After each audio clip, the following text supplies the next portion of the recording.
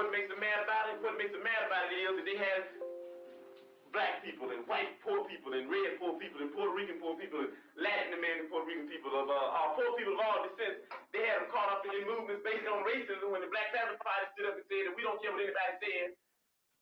We don't think you fight fire with fire fists. We think you fight fire with water fists. We're going to fight racism, not with racism, but we're going to fight with solidarity. We said we're not going to fight capitalism with black capitalism, but we're going to fight it with socialism. We stood up and said we're not going to fight reactionary pigs and reactionary state's attorneys like this and reactionary state's attorneys like Hanrahan with any other reactions on our part. We're going to fight their reactions where all of us people are getting together and have an international proletarian revolution. Right on. Right on. And that's saying all power.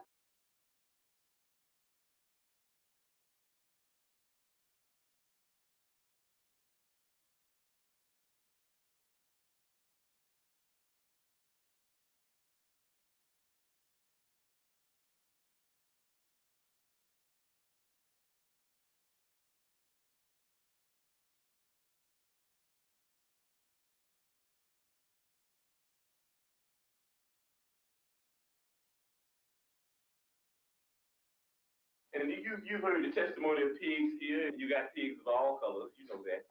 You got pigs that are white. You got pigs that are black. You even got pigs that are black and white. Propagating the same type of madness that this buffoon Hanrahan would be propagating if he were here himself. And why? Because they want to keep you to believing that I'm your enemy and that everybody else that's black and that wears a lot of hair on his head and hair on his face, they want to keep you thinking that he's your enemy. Why? Because if ever you would disregard him and overlook him just for a minute and throw away that question of racism and start dealing with a little logic, then there would be no one else you could attack other than Hanrahan, other than Daley, and other than Tricky Dicky Nixon. If you make the right decision, then the oppressed people of the world get complete satisfaction. I know you return a verdict of not guilty. Thank you. Hello, my friends. Hello, my family. We are back. We are back once again. Welcome to Revolutionary Blackout Monday Live. CJ taking today off, but we're going to have a great conversation. One of the main focuses of this channel has, at least something I focus on a lot, state violence. That I don't think anyone on the left cover state violence, police violence, the violence of the state more than I do. Because if you're focused on class-based politics and uplifting the worker, ignoring our fascist police state thugs that is meant to uphold racial hierarchy and implement class divides, that is deeply unserious. If the people that is not focused on the police as right now as the number one enemy of workers, they are not being serious about political commentating. It's the most important domestic policy that we can discuss. The issue with the policing. A lot of people pretend it's not because that destroys their whole two-party duopoly bullshit narrative game. So this is something I've been focused on for quite a while. You guys know my great friend Zoya's Love, Zoya's Life. We founded 10 Demands so we can discuss policing and give an answer to that, a solution to that. So I want to introduce Awkward and Zoya.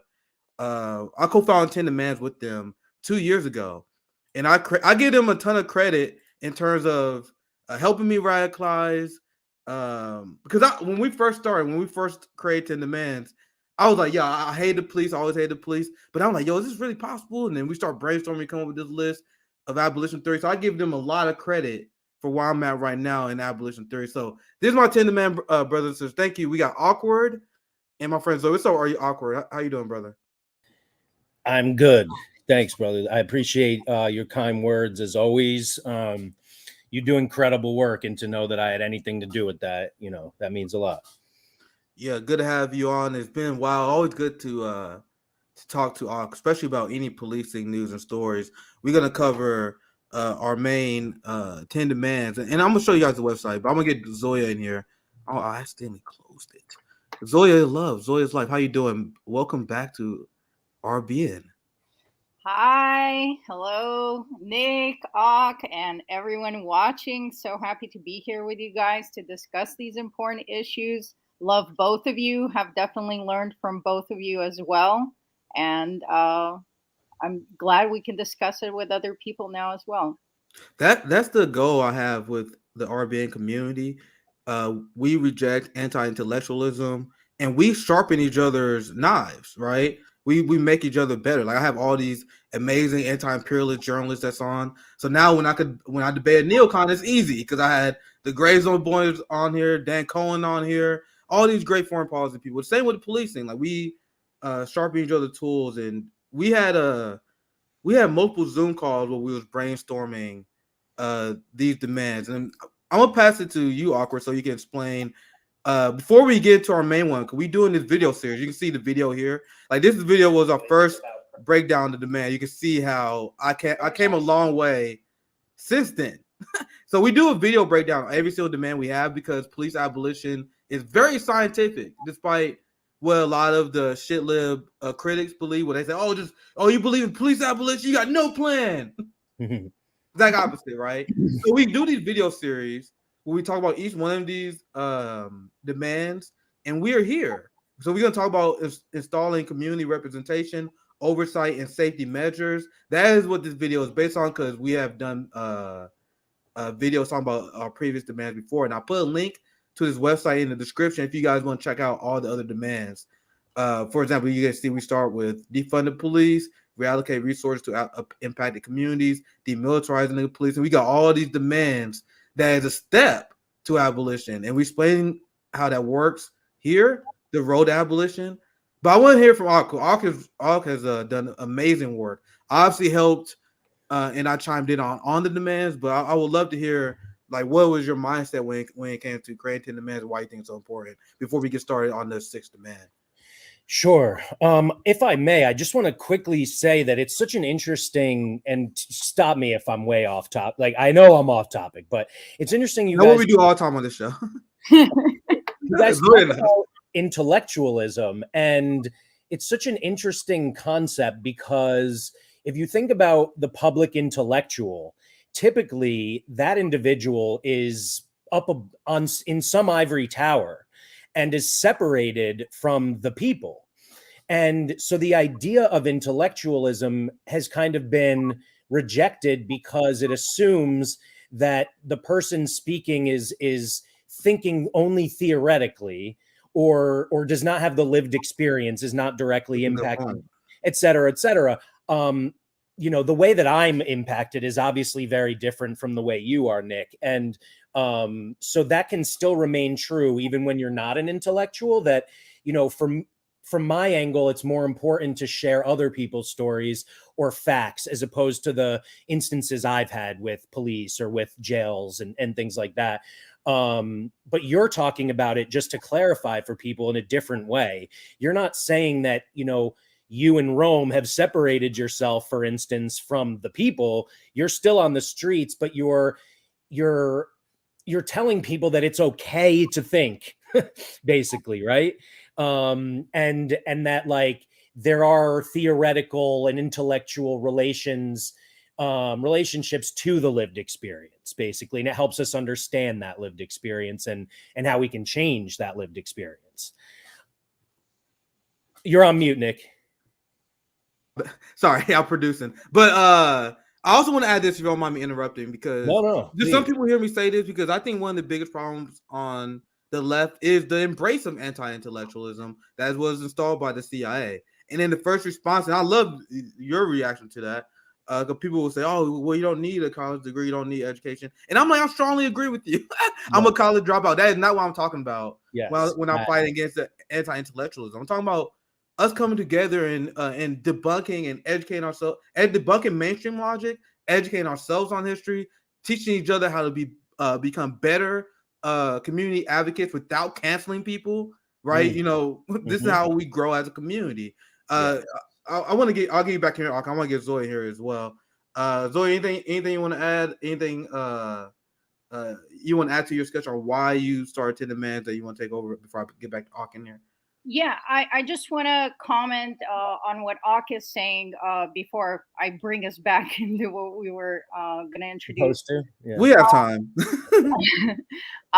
Yeah, I think, it's no accident that the establishment, and it's been this way throughout history, that education has not been accessible to the masses. And that's still playing out in real time. College tuition has increased drastically in decades, and it's become something that only people that are either willing to be indebted for the rest of their life or elites can have access to. So it's unfortunate that our publicly funded institutions are failing to educate us. That's why the onus falls on us, independent voices and organizers, to go out there and share this information and debunk the enormous amount of propaganda that the police departments have hundreds of millions of dollars to spread. Right. That's why the work we do here is so important. And that leads me into why we started 10 Demands, because when there was an outrage amongst the people, galvanized by George Floyd, although George Floyd was not a unique incident, it just happened to be filmed and go viral. And it was shedding a light on something that's a common problem, because cops kill 3 people per day. So then when we had the people galvanized, everyone was like, well, what's the solution? And those who were advocating for defunding the police or abolishing the police were instantly, met with criticism of, you have no plan. This will never work. You just want chaos. And that's why we came together, and we spend a lot of time researching and turning to other great minds and history and a massive work of literature to inform our stances on how we can propose a plan of slowly working within the system we have to transition towards abolition step by step. And that's how we came up with the 10 Demands. Yeah, and the only thing I'll add to that is just that as the 10 demands are implemented, so to speak, as the various proposals are put in place across the country, we're also working to develop alternative mechanisms in all of our communities so that we don't need the system at all. If we have community defense, mutual aid, we provide our own health care. We find places for the houseless people in our communities to sleep, or we protect them from the police. Whatever it is, there's a million different things that people like us and we ourselves are building in our communities. And that's also what makes organizations like, Who Can I Call so important. Their website lists all the policing alternatives. And that's something that we're going to be talking about today. And the other part of it for me was people look at police brutality and police violence and even see that it's 3+ people a day and aren't necessarily able to make the connection between that and slavery, between that and mass incarceration, and mass criminalization, and that, as well as the connection between the prison industrial complex and the military industrial complex, and the two of them as part of this capitalist machine. So one of the parts that I think was so important in creating the 10 Demands was also including things like, as we'll discuss on future videos, reparations and ending carceral punishment. Absolutely. Sorry, I wasn't cutting you off. No, that was the end. Okay, so and if you want to see details for every single one of the demands, I think they will. I'm actually going to read them off in order, and then we're going to dive into demand list number 6, just so you guys can see the framework that we're working on. The first one is defund the police, reallocate resources to impacted communities.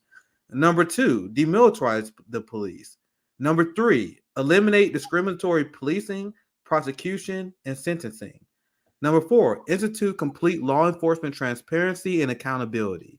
Number 5, independently investigate all police crimes and abuses of power. Number 6, install community representation. This is the one we're going to cover today. Oversight and safety measures. And what does community representation mean? We're going to talk about that on the show today. Number 7, end strategic counter-protest violence. I really can't wait to we get to this one, guys. If I'm going to be 100% honest. especially because this is something I've been covering this a lot. When you look at how our police crack down on dissent, it's something that dictators and fascists will salivate for. That's all I'm gonna say. Number 8, apologize and provide reparations. You just mentioned that. Number 9, end the war on drugs. 10, end carceral punishment. So that brings us to number 6. This is our demand for today. I'm gonna start with Zoya this time. I think I'll start with awkward first last time. Just so you can speak about your mindset in creating this demand. I'm gonna read it here, just so they can have the official. And by the way, I know we got the video. I hope you guys saved these. By the way, you see these paragraphs? Like these paragraphs was really well made. We replaced the paragraph with the videos. I really hope we have those somewhere. But anyway, I'm gonna read just the paragraph and I'll pass it to Zoya and Og, so you guys can. Wait, Nick. Just so people know, all you have to do to see the copy is click the down caret thing or whatever they call it. This? Oh, I'm an idiot. I thought it was gone. Okay, I'm about to say, bro. I really hope y'all didn't take that away. Not after the amount of effort that went into that. I was about to say, man. I was like, I was looking at it like, did they really take that down? Okay, I'm glad y'all kept that. Anyway, I'm gonna read this. I'll pass it to Zoya, and then we do Ak. Elect independent community councils for needs assessment, municipal decision-making oversight, prioritizing representation by marginalized groups, invest in community-based public safety measures, including peacekeepers and wellness checks, intervention, violence prevention, skill-based education, mental health services, substance abuse treatment, mutual aid, mediation, and reparative justice. Mandate state level monitoring for proper checks and balances. So I would love to pass it to Zoya because a lot of people always ask, like, what is the plan? That sounds like public safety to me, which is the goal, right? But I won't pass it to Zoya. Anything you want to add? And Awkward, you can chime in after, and we can kind of keep it casual here. Zoya, anything you want to add about your mindset and why you think this demand is so important? Yeah, I mean, this really answers the question of what replaces policing and how we can get going on it right now. By the way, at the top of our page on the website, you'll see a take action button. So for anybody that's wondering what they can do right now, today, they can click on that button and start making a change on local levels. And as far as everything that's listed, I mean, that demand is very concise. Yeah, you see the take action button right at the top of our page. So, intervention and wellness checks and reparative justice, these are all things that we want to replace the current system we have, which is purely punitive. The purely punitive system does serve capitalism because it targets the marginalized communities the most. We know this from statistical information. So here we're talking about actually creating a community that serves itself by preventing resources that would prevent crime, by not taking someone that is perhaps facing a substance abuse issue or is a victim of their circumstance. Maybe they're stealing simply because they're hungry. And we're actually addressing the things that would lead to crime, or crime as is defined in our society. Because really what's causing crime in our society, as I see it right now, is the needs that are unmet of the people. And we're talking about how we can meet those needs so that crime doesn't happen in the first place. And that is something that is never discussed in our politics. They just want to focus on the outcome of a broken system and neglect, and then put people into modern day slavery, which is these prisons, force them to be free labor for all of these corporations. And then they wonder why we have 25% of the global population incarcerated right here in America, the land of the supposedly free. Poverty is not a crime. People who cannot access education, who cannot access jobs, have no option but to survive. And in surviving, they are violating the standards that society has set.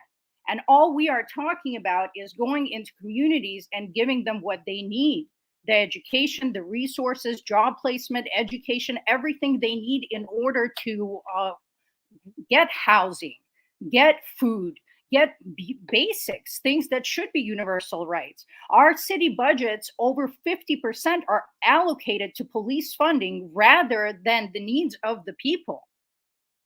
How is that a system that makes sense? Isn't that our money? Isn't that money that should be going to us? Instead of putting our brothers and sisters and fathers into prison, which, by the way, then reverberates through the entire community and the entire family, because once someone you love is in jail, your resources are being tapped into. That entire system takes advantage. Every phone call, I have people that are in jail. It costs so much money to be in touch with your loved ones, to go see your loved ones who are often incarcerated very far away from where you're at. And COVID has made things significantly worse. So they are extrapolating all of this money from us to profit the carceral system while doing nothing to improve our communities. And then there's so much damage and so much trauma, and that is passed on generationally and through our communities. But here we're talking about forming a system of solidarity, of where you know your neighbor, where you help your neighbor, where you can intervene and be like, hey, don't do that. What do you need? What's going on? How can I help? There's even been an instance where fathers went into school because there was, we shared it before, where we covered that. It was a good story. Go ahead. Yeah, there was incidents of violence and bullying happening in the school. So the fathers took time off, which I understand not everyone can do, but this is community involvement. They were on campus and they weren't punitive to anyone. They were just educating them on how to get along, how to talk out their issues, how to get to resolution. These are skills. These are skills that need to be taught, and they're not taught in a punitive society. And once again, isn't the goal of law enforcement public safety? Because whenever I hear the critics, and you can take this one on as well, Awkward, and add your take on the sixth demand. But whenever you hear the critics of abolish the police, defund the police, they say, "Oh, well, what are you gonna do about safety?" That's essentially the objection. But if you look at number 6 here, there's nothing more that is addressing safety than this demand. For example, if someone is having a mental health episode, you're putting them in danger by calling the police. But under our system, you're providing public safety for the family and you aiding the person that is harmed. When you look at everything else here, wellness checks, intervention, violence prevention, this is what public safety looks like. Not imposing regressive fines and fees on the working class and locking people in cages. You guys understand? Mutual aid, mediation, reparative justice. Like this is what public safety look like. But Awkward, you want to take it on regarding your thoughts on why you think number six is so important, why we include that as a demand on itself. Go ahead, Awkward. Yeah. Yeah. I mean, everything you guys said was absolutely right on. I mean, not only are we paying billions for the police, but when they are corrupt, commit a crime like planting evidence or stealing from you, or obviously when they beat the crap out of someone or when they murder someone, we pay. These people have, first of all, they're protected by qualified immunity, their unions, and all types of corruption. So there's very, very infrequently, about 1%, 1.5% of the time, are police even charged with anything. The victims of their torture and terrorism, of course, deserve a different type of reparations, which is civil. And of course, the system is set up so that the taxpayers who paid for the police in the first place, instead of these things from Demand 6, are also paying the millions of dollars in payouts to these deserving families.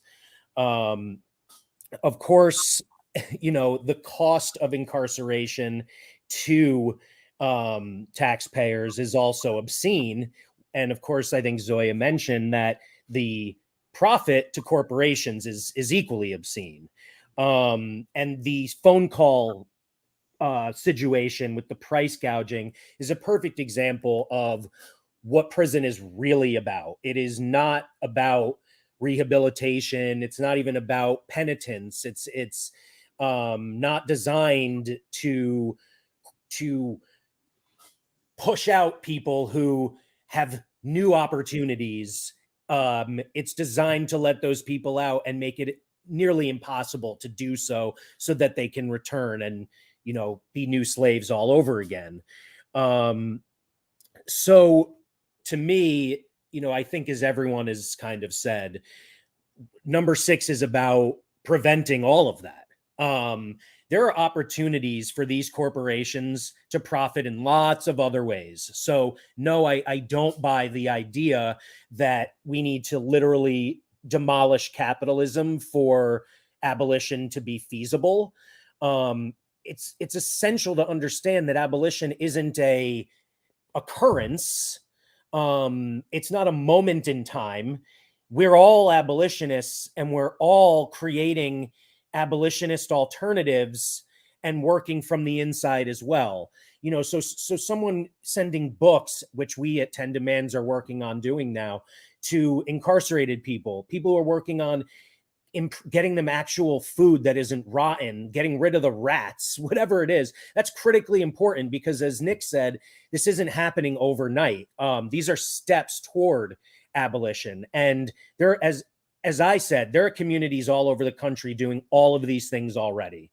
And the more strength we have behind these, the more community involvement we have behind them, the more powerful our institutions are, and the less and the more able we'll be to keep outsiders away.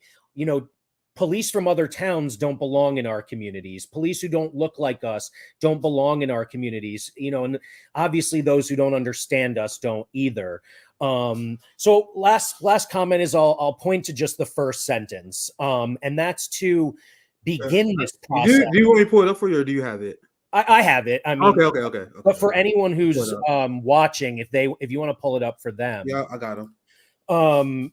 So the first step is to create these councils and to make sure that these councils are not what would the word be? Are not filled by cops, you know, school administrators, CPS workers, or a bunch of unimpacted people, rich people.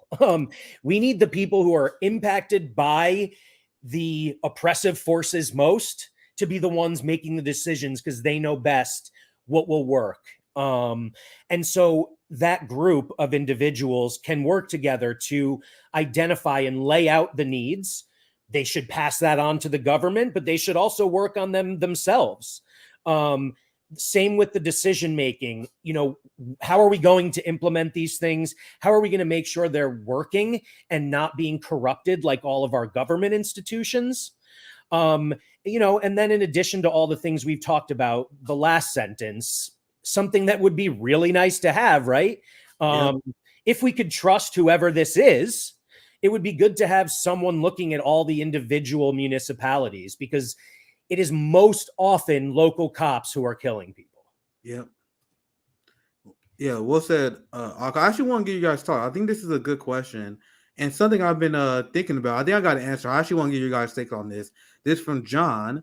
I'm not sure if this will come up later, but I'd like to ask, how do we handle the community oversight in white supremacist communities? That got to be inevitable. I'm actually very curious on hearing what you guys' thoughts on this, but my first reaction to this was I'm trying to stop our fascist white supremacist systems cops from occupying my neighborhoods. Like, and I'm just speaking as a black man here. That's my number one priority. So if I had control over our neighborhood and stopping these people from occupying our neighborhoods, I'm 100% okay with that. If you are white and there's like if there's like a white supremacist stronghold, if they want to have fascist cops that pull them over and impose regressive fines and fees, they can punish themselves, but keep that shit out of our community. But anyway, I would love to get your take on that, Aqua. I'm like working this out. Oh God, do I love this? Personally, keep that shit out of our communities. That's all I'm saying. Go ahead. What's your take on that, Aqua? I love this question, because I grew up, before I knew what abolition was, I was walking around beating up Nazis. And now as an abolitionist, I actually don't think that's a smart policy. And all my Antifa haters are going to hate that too. I think there are other ways to do this. And this is all leading to an answer to your question. Cops, by the way, are all fascists anyway. Cops are all white supremacists. Even the black ones are white supremacists. Oh yeah, trust me. Okay. Yeah. And I co-sign that, by the way. I wouldn't have said that if I didn't already know you agreed, right? Like that would be touchy, but it's true. And that's not even necessarily their intention.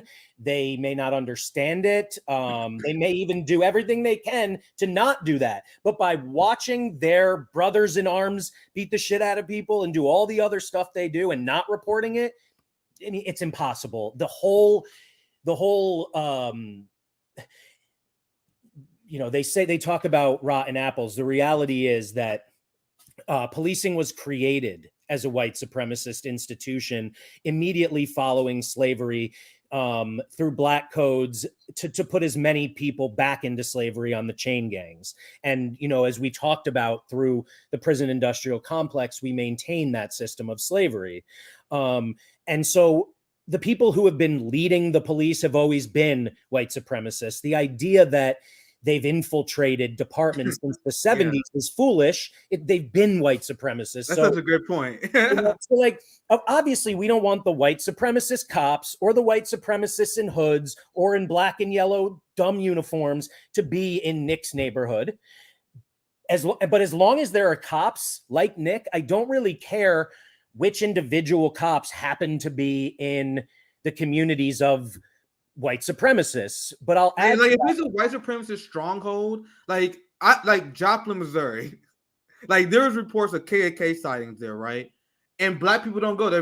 If there's a white supremacist stronghold, we're not there. Yeah, right. But so I'll tell you, go ahead. Sorry, I interrupted. No, it's cool. But I will tell you who is there, and this will gain me a few points with Antifa.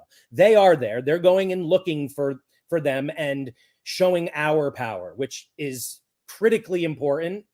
And the other people who are there are the former Nazis. So this is my last comment. What I'd love for those neighborhoods is to work toward abolition as well from your far right angle. I mean, if you want to focus, if you consider yourself a Republican and a conservative, focus on the cost to taxpayers if you want to. There's a million reasons we shouldn't be doing this.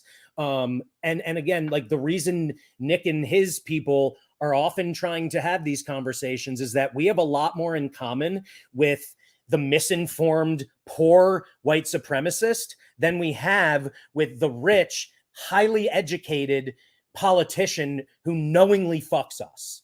And the problem is that we don't understand that. So I, of course, am not going to be the Jew to go into that community and try to explain that to them, because I'm not prepared to have fist fights and baseball bat fights anymore.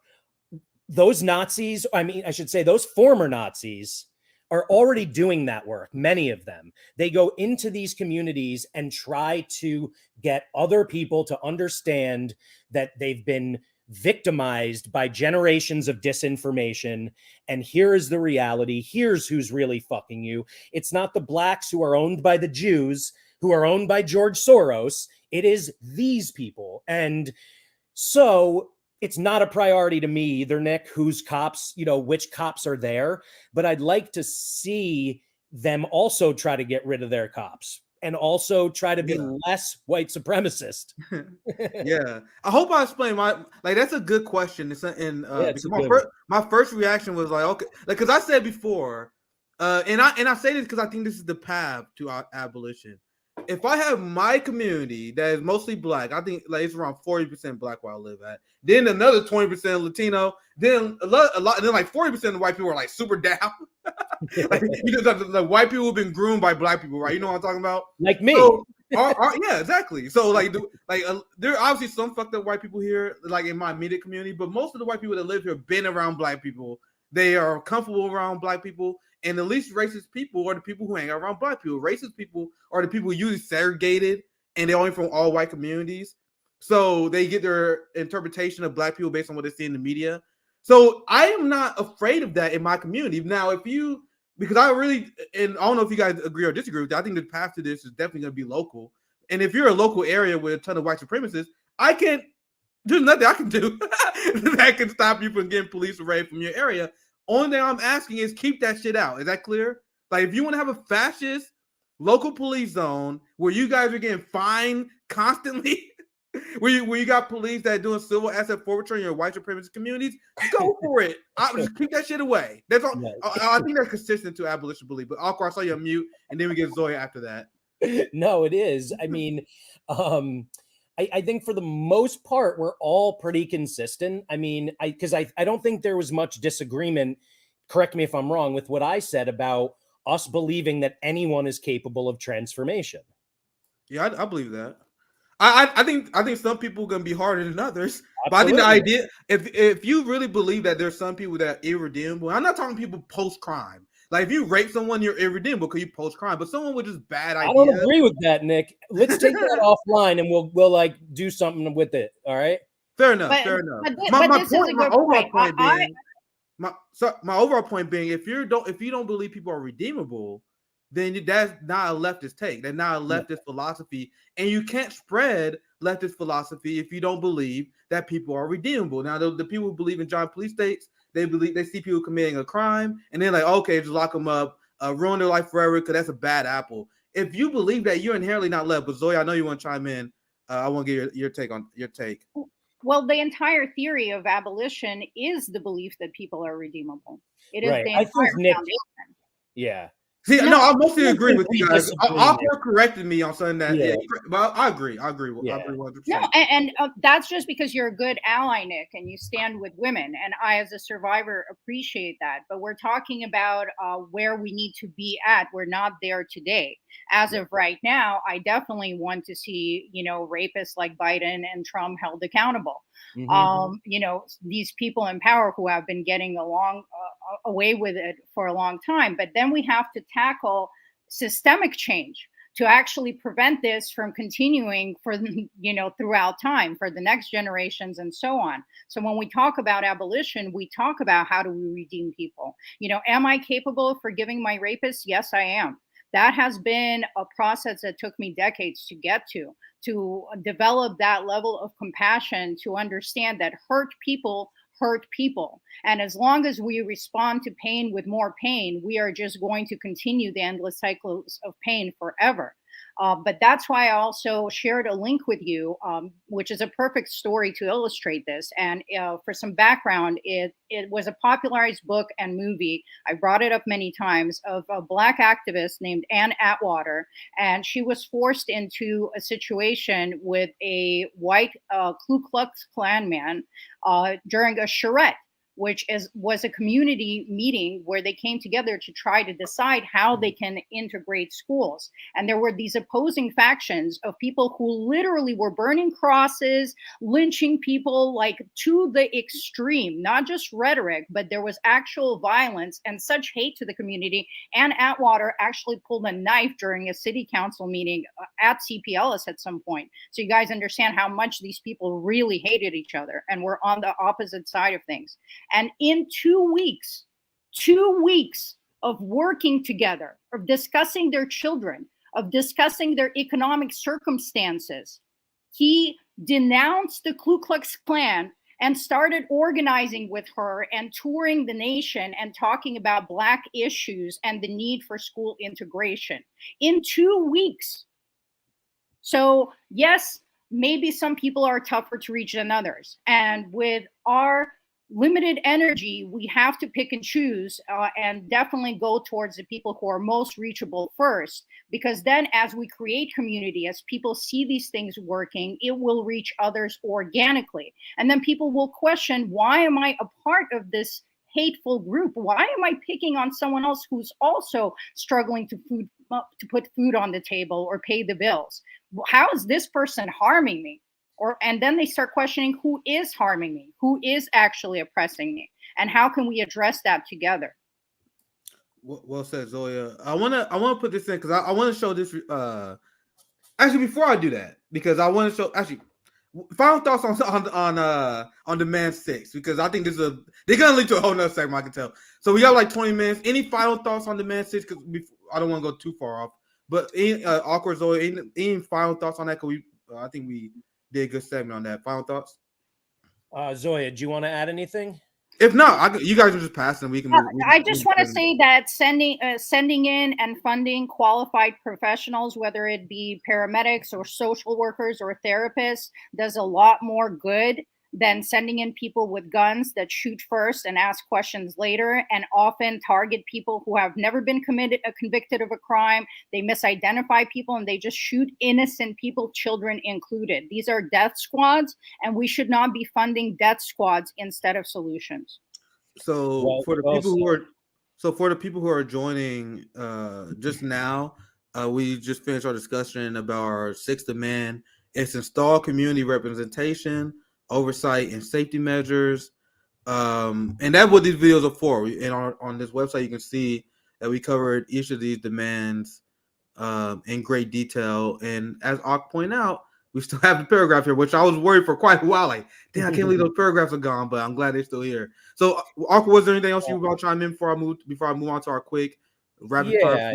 I guess I'll just finish up by saying that if anyone's interested in seeing real life examples of this, I've shared it before, and I'd be happy to share it again in whatever way. And also, I just like to quickly, and for me, this feels, maybe because I was part of the team that wrote it, but it feels intuitive, but I'm not sure it does as the reader. So I just want to walk you through the second paragraph, which is really the heart of it.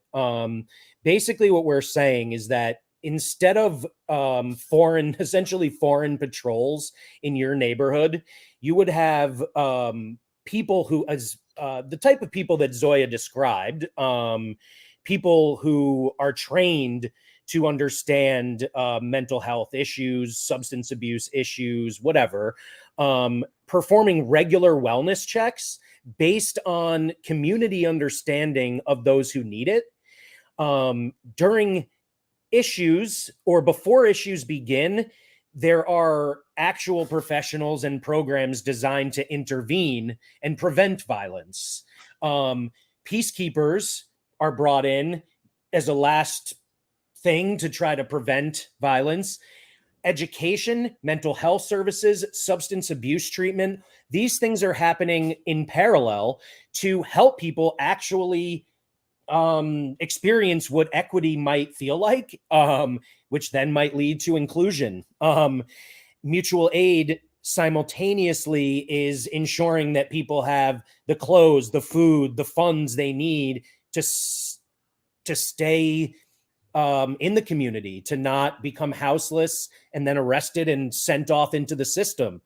And finally, mediation and reparative transformative justice is what happens after, because like everything else, abolition is not a utopia. It's still, we're still human beings. Mistakes are made. And as a result, things will still happen. And we understand that, and so should everyone else. And finally, the mediation and reparative justice, transformative justice, that's designed to not only provide the victim with resolution, with, through community service and other things, a feeling of justice that the majority, and the stats are there, the majority of victims say they do not feel from incarceration or the death penalty.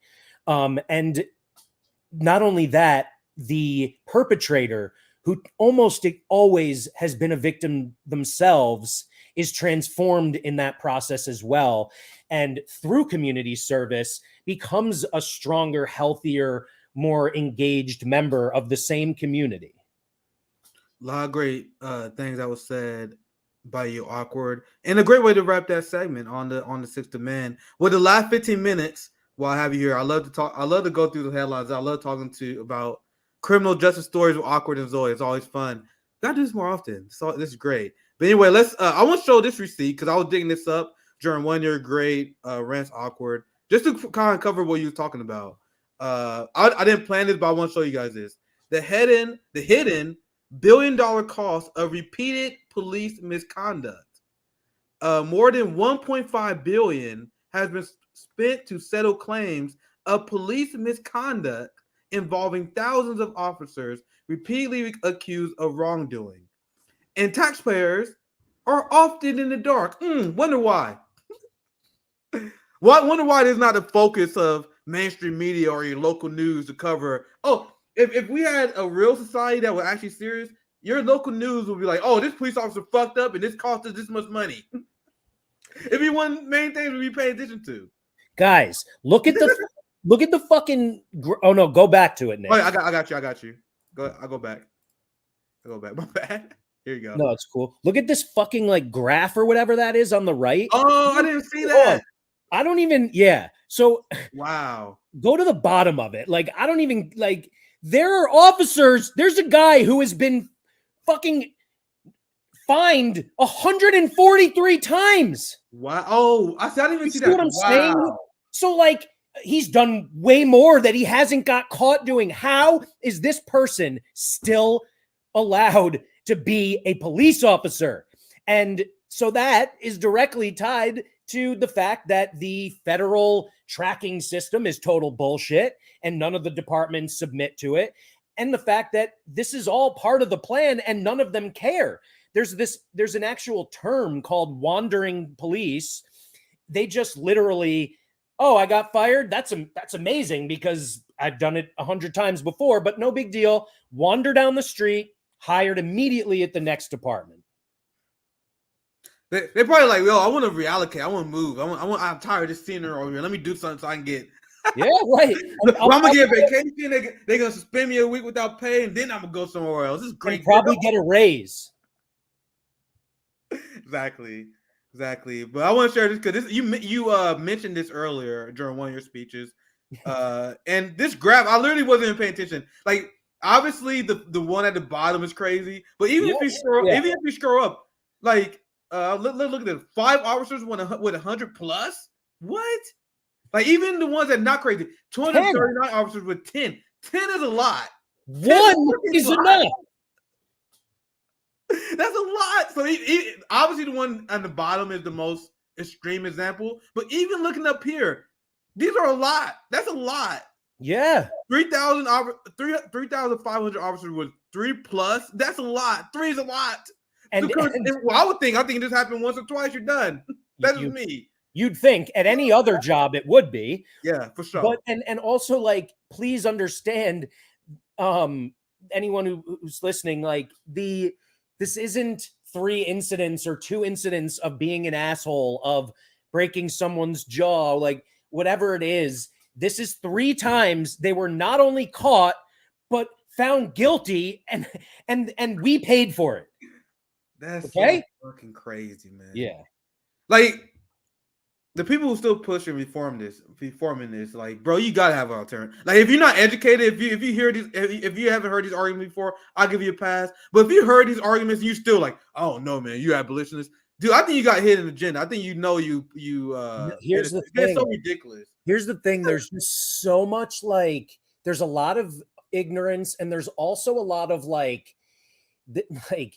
don't even know what you'd call it, but okay, privilege. That's what this is. Yeah. If you're privileged enough to not feel what we're talking about, it's easy for you to say that your message is most important. How you present it is most important, right? And so these people who are saying reform, some of them probably want the exact same things and don't know it. And some of them want the same things and won't say it, because they just want to continue to use a word that is a bad word. Like reform is a bad word, but they won't use the words they should. And I'm gonna show you guys. And they tell us not to. Yeah, I'm gonna show you guys this here. Since we're talking about reform, this is perfect to my next headline. I want to show you guys and get your reaction. Also show why reform doesn't work. Look at this. Oh, sorry, I pulled the wrong one. This one.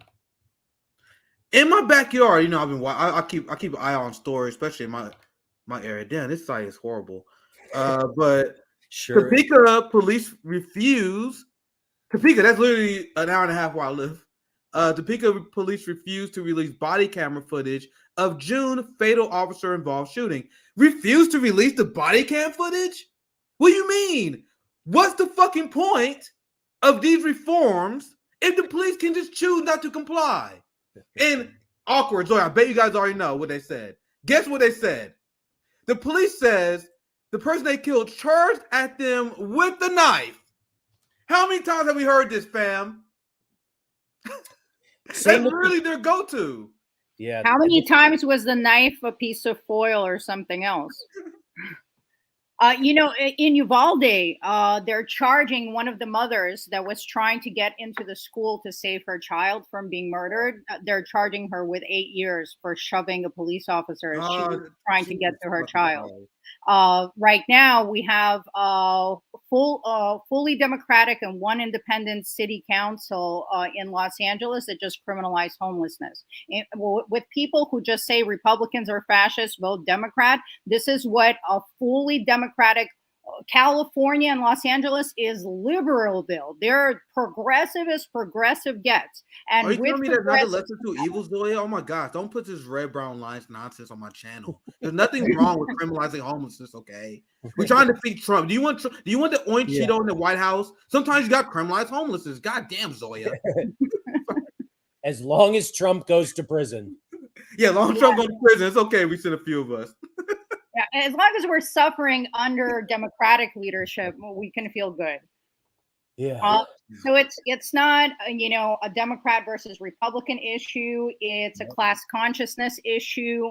The system is exploiting the majority of the people here. It is not serving us. It is criminalizing our communities. It is devastating our communities, and that is not a system that should be supported. So I'm gonna read. Look at this because this is the. In my backyard, so I'm definitely feeling some kind of way. Yeah. But if your claim is that the person was rushing you with a knife, which the police have said multiple times in multiple instances, and then the camera always proves them wrong. I don't know if you guys seen it, but I literally never seen a story where the police say, "Oh, they charged me with a knife," then video proved them right. I've seen the opposite happen many times. So they're doing the tried and true tactic. They do this because they know the media will report on what they say uncritically. So if you just say, "Oh, they charged at me with a knife," that will get most people, especially people with their minds are still colonized, unlike our channel and our supporters. They will just, "Oh, he charged him with a knife. Of course, he deserved to die." Never in question. So, and then this who said this? Couch. He said the credibility of the entire law enforcement apparatus is at stake until it releases the vehicle. I'll read it again. I'll butcher it. The credibility of the entire law enforcement apparatus is at stake until it releases the video. I would say beforehand, but yeah, you make a good point too. Any comments on this story before we move on? I'll move on. I mean, Zoya, I feel like I've talked too much. So you. No, but you're saying everything that's on point. Boy, I want to find that story. I can't find the goddamn link. Because I remember when I first saw that story of that lady who threw that Uvalde cop being charged for 8 years. I tweeted it out and I deleted the tweet in 2 minutes because I thought it was fake. And then it later turned out it was real and I deleted the tweet for no reason. I thought it was like a fake head. I thought someone told me it was a fake headline. And then I later learned it was real. That's how insane it is. That so many people saw it, like, there's no way that's real. Right. Real life is way, I'm gonna find it, but go ahead. I'm just saying, like, I'm stating the obvious maybe, but the real life is way crazier than any story a writer would get permission to write. You understand what I'm saying? Like, the video. Sorry, Zoe. Let's play this video. Can we I was trying to go through our last few things. Last 5 minutes. Let's play the video. Cause you sent me this, Zoe, and then we wrap up after this. I got find it. Sorry, I lost the link that you sent me, but yeah, it's crazy that Uvalde mother, that kind of shit. It's so crazy. But anyway, let's play the video a little bit, and then someone send me that link though. Yeah, already did. Oh, you're the best.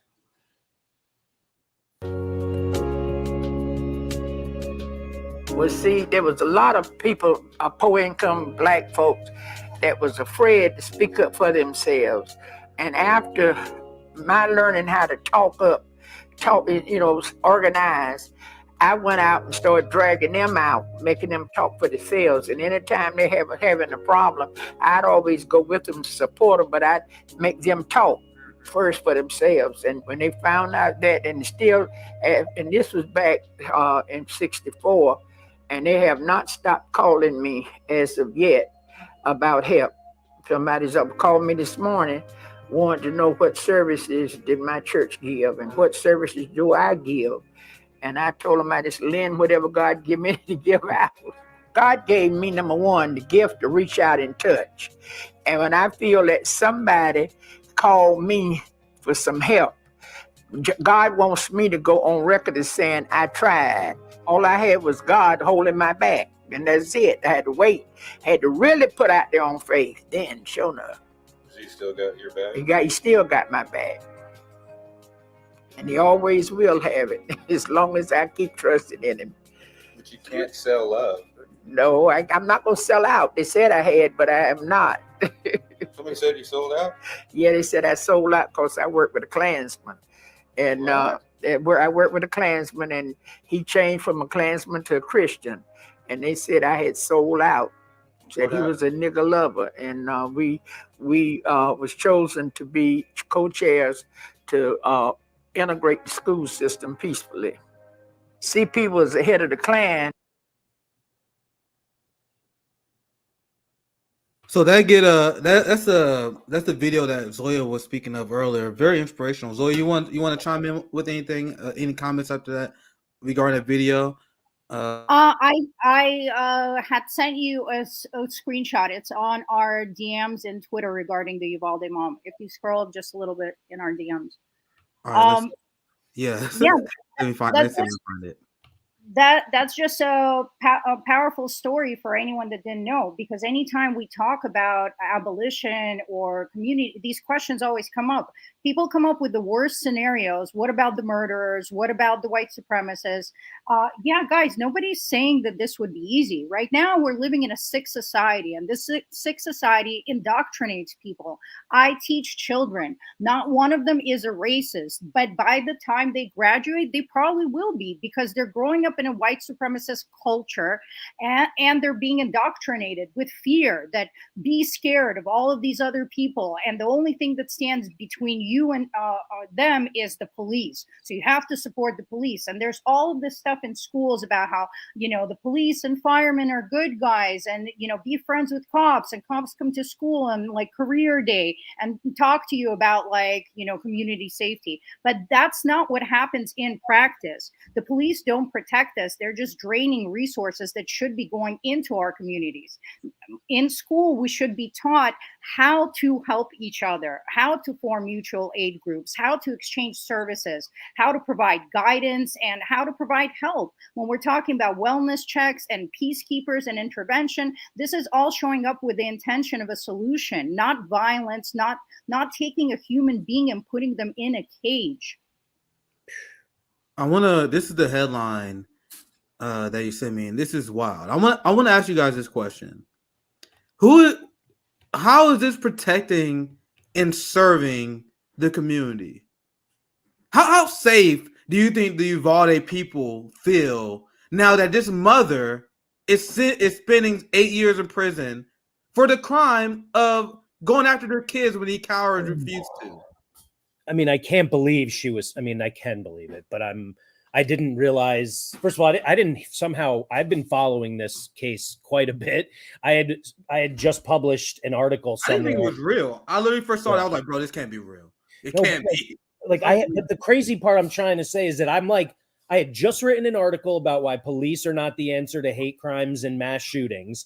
Then this comes out, and I tried to stay up on it. The point is, I didn't even hear about this. And you did randomly, and then it was so absurd. It is so absurd, right? And it's weird that I didn't hear about it too. And Uvalde, they kept this under wraps, bro. I don't know how. Yeah, that's what I'm saying. And Uvalde, in every way, every aspect of what happened is a perfect. The reason why I deleted tweet, the reason I say that awkward, because I tweeted out and I deleted it in 3 minutes because I did a quick check for it. It was hard to find the article. Hey, there you go. I wanted to check, so then it will later confirm true. But sorry, go ahead. Find it exactly. Yeah, and nothing tells the story better about why police do not belong in the schools, creating the school to prison pipeline, than Uvalde. The cops. There was a cop inside. There were cops outside. Didn't matter.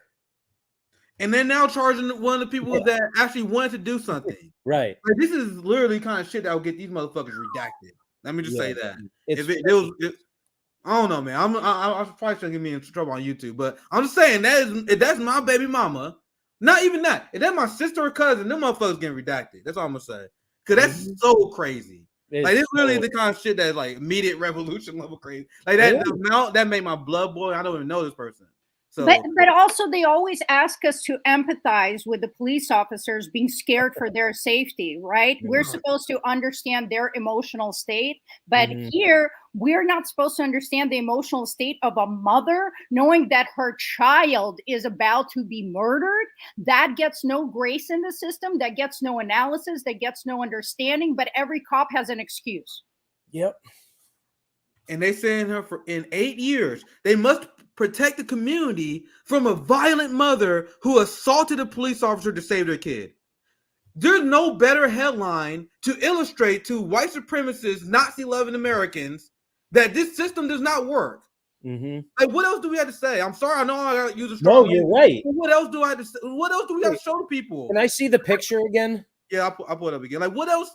Like, I literally, like, what do we have to show these people? Like, what would it take for them to realize that we are being protected by fascist goon thugs? Like, I don't know what else to say. I don't know if you want to do it or if I should do it, but like that, what you're saying needs to be put out there, like intentionally, like as on its own, because look at this woman. Does she look like the kind of person that supposedly is impacted by this system? No, it looks like she looks like fuck it. She looks like a white supremacist. So yo, it will happen to you too. Although if you cross the cops, you lose. If you're white, if you cross the cops, you lose your protection. Yeah, is that simple? If you cross the cops, you will lose your protection if you have one. So, I mean, unless you're also rich and powerful, which clearly she is not. Yes, and that I was just going to make that point, because if you're rich and powerful, it supersedes everything. You know, Obama's not fearing for his life. Like, although as a black man, he still is. He actually can't escape that.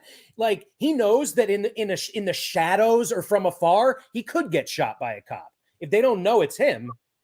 But that's the whole point. As a rich person, he's never going to travel without his secret service entourage. He's insulated. He's going to places, not the places that we go where we break bread. We're never going to find Obama there by himself. Yes. And of course, there's institutionalized racism. I know I hear you. Yeah, no, but I want everyone on stream also to understand discrimination is real. These communities, marginalized communities, are targeted the most. These things are real, but they perpetuate these divisions to distract us from the bigger issue of class consciousness and how they're screwing over all of us. So we can at the same time hold space for the trauma that's been experienced by certain communities more than others, and definitely, provide things like reparations and acknowledge the harm that's been done. And at the same time, focus on solidarity in moving forward together. I hear that. Yeah. Yeah. I don't want to keep you guys for too long. This is a great conversation.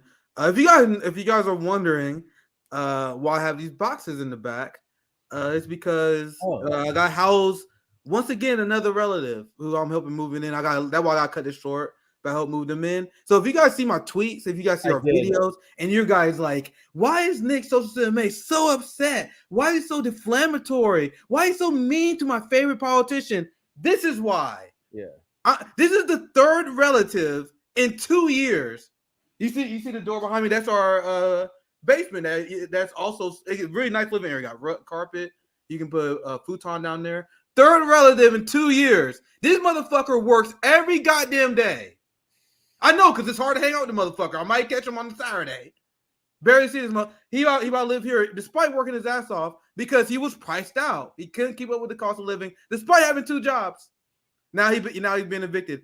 So I want to end with this because I want you guys to understand. RBN, we are done with any motherfucker without a sense of urgency. People are dying. People are going broke. So this is why I, as frustrated as I am today, I am trying to channel that into revolutionary energy to help radicalize people because the shit drives me crazy. That story that we just read about the mom, that shit drives me crazy. And there's so many fucking boutique suburban motherfuckers who are comfortable, who don't have to worry about getting evicted like this, who always want to tone police RBN and social MMA on Twitter because they don't understand our anger. And my response will always be fuck you. Because you guys are not going to tone police me. You guys are not going to tone police RBN. And I'm saying this because I feel some certain type of way today. After hearing the news, he literally came in today, right? Like an hour before my show, told me the situation. I helped him move before the show. So that's why keep that passionate fire in you. Don't allow these motherfuckers to tone police us. As the country is right now, no one has the right to tone police workers. No one. So that's my final thoughts today. Awkward Zoe, any last thoughts you guys have before we sign off? And no one ever should be tone policing a black man or a black woman or an indigenous person, like, or a trans person. Like, you know, as the token white guy, that's really important to me, which is why I always try to ask you guys if I'm talking too much. Like, not only should I not tell you how to talk, I should also not talk for you. I should not talk over you, et cetera, et cetera. And the funding that is right now being used to keep my friend in a jail cell, concrete, for marijuana, by the way, should have been the funding going to your relative to provide housing. And that is abolition. And I'm going to repeat a phrase I used before. Defunding the police is about funding community. It is not taking things away. It is adding things to where they belong to create the safety that everyone is really concerned with. And we have to get out of this fear-based mentality of our neighbors, of our fellow workers, and really put in the work. And it will take work. We have to put in the work to get to know our neighbors, to build community infrastructure, and that is the alternative. Then we can point and say, that is the alternative, and we do not need you, and we do not want you. And just to conclude, we do understand how hard that is.